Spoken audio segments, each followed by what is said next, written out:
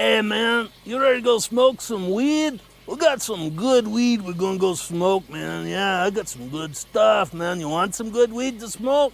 I got plenty of weed. Pick your own. No charge, yeah. Ha ha ha.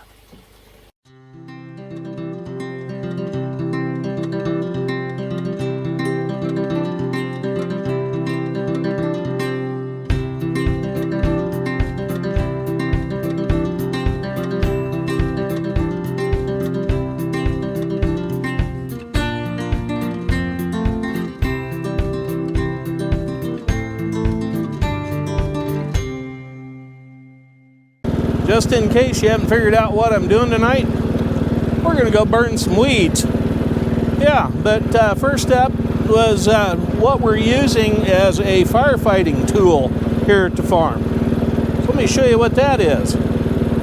What I've got here is a 25-gallon tank on a chassis that I've put new hard rubber tires on that are bigger in diameter right there. You may recall a video where I did that last year. Yeah, the old ones kept going flat, and there were those little bitty, teeny tiny 4-inch rim jobs. So I put those bigger no flats on there to get a little more ground clearance out of it. And I put a new 4-spot manifold on there to control the hoses that run back here to the boom. Let me get back here. One of those valves controls this center thing. Another valve runs that end nozzle and this end nozzle. And another valve on there runs that nozzle. And that one there does fence lines and whatnot. And we also have a spray wand hooked up that plumbs right into the pressure gauge in that assembly up here. So we're going to fill this thing full of water tonight and test it out by using just plain water, because my neighbor has been stirring dirt in his field now that I have, so I'm pretty sure he's going to be thinking shortly about burning weeds around the property line. Well, if it's the same knothead that I had last year, he burned down one of my corner posts and never said a word about it. So I'm going to beat the gun this time around and get out there and burn, because in the corner, that one railroad tie's got a lot of creosote in it. It just loves to catch fire. So that's what we're doing with the weed sprayer. Yeah, this thing, yeah, that is our firefighting unit on the back of that hunk of junk. Don't buy one of those. Now as we roll along out here, the field here has been totally disked up and it's done. That's what I was working on this last Monday with the Farmall Super M and that 10-foot international disc.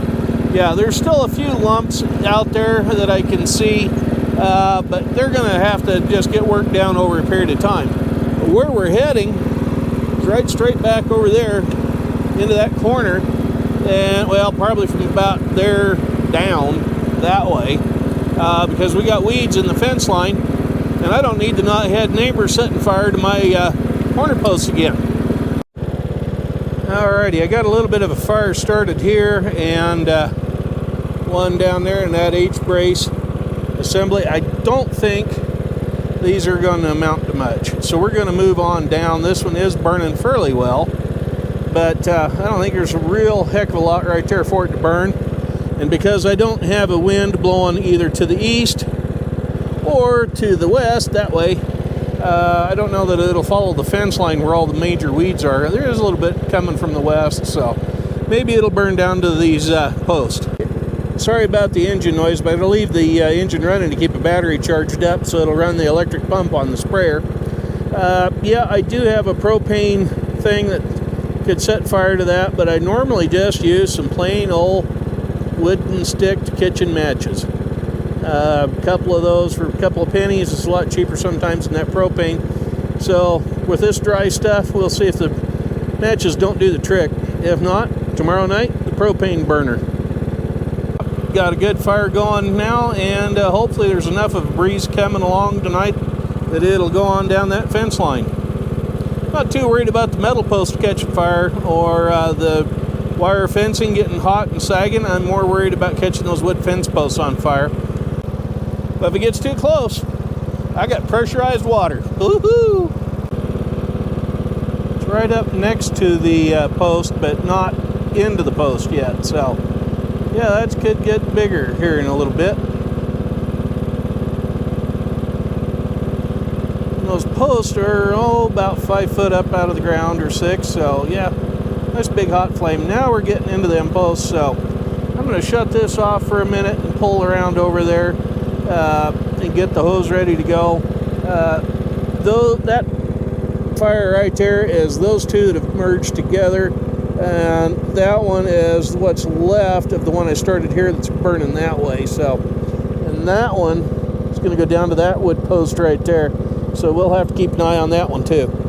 But yeah, looks like I got a post involved over here. So talk to you later. Yeah, I got a little bit singed.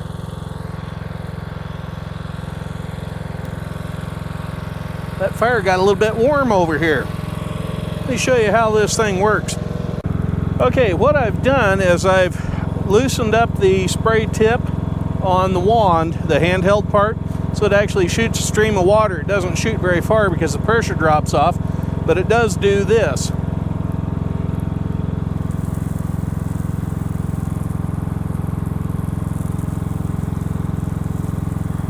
There's some spike holes and whatnot in this side of it, and a lot of really rough wood, so we're just going to hose this down real well here.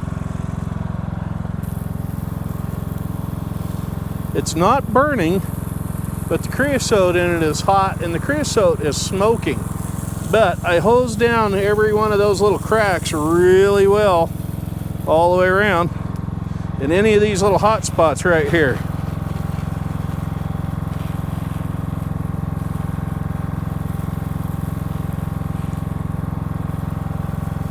Yep, that post looks pretty black, which that's okay.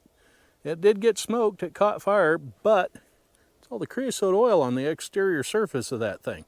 Yeah, so that one and that one in the corner are the two worst. Well, that's going to do it from Nelson Creek Farm for today. Hope you enjoyed it. We're kind of going up in smoke around here. Yeah, and we'll catch up with you later. And as always, don't forget right down there to click on the subscribe button. Give us a thumbs up, thumbs down, or leave a comment in the comment section. Anyway, if the smoke clears, we'll see you later. You all be careful out there. Catch up with you later. Bye-bye.